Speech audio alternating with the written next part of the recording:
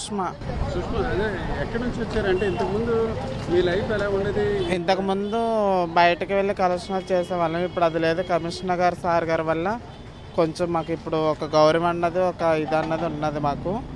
ఆయన ద్వారా మాకు ఈ జాబ్ రావడం, కమిషనర్ గారు మీటింగ్ పెట్టి మాకు అంతా చేసి మాట్లాడి ఈ జీవీఎంసీ సార్ గారితో మాట్లాడి మాకు ఇప్పించారు.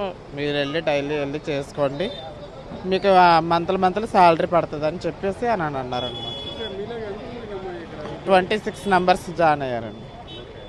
ఇప్పుడు అదే ఈ సొసైటీలో తిరుగుతుంటారు కదా, ఏమైనా ఇబ్బంది అట్లాగే ఏమైనా ఉందా మీకు? ఇంతవరకు అయితే ఇబ్బందిగా ఉండదు. ఇప్పుడు అలా లేదు.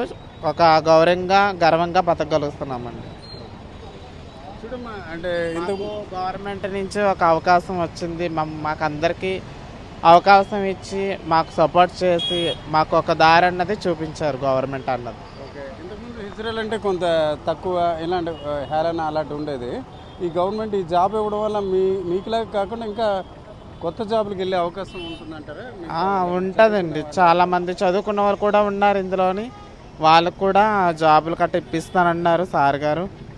మళ్ళీ షాపులు పెట్టుకోవాలన్నా ఏమన్నా చేయాలన్నా ఎవరికి ఏం చేయాలనిపిస్తే అది చేయిస్తామని అన్నారు. అంతే ఇప్పిస్తానన్నారు సార్ గారు, కమిషనర్ గారు. దీనివల్ల మీ లైఫ్ కొంత ఫైనాన్షియల్గా మారుతుంది? పర్వాలేదు, బాగుంది. వరకు అయితే చాలా బాగుంది. ఇంకా మారాలి. ఇంకో కొంతమంది ఉన్నారు, వాళ్ళు కూడా మారితే సొసైటీలో మాకంటే ఒక మంచి పేరు అన్నది ఉంటుంది, మాకంటే ఒక విలువ ఉంటుంది అని ఒక ధైర్యం మాకు ఉన్నది. చరిత్ర సృష్టించినోడు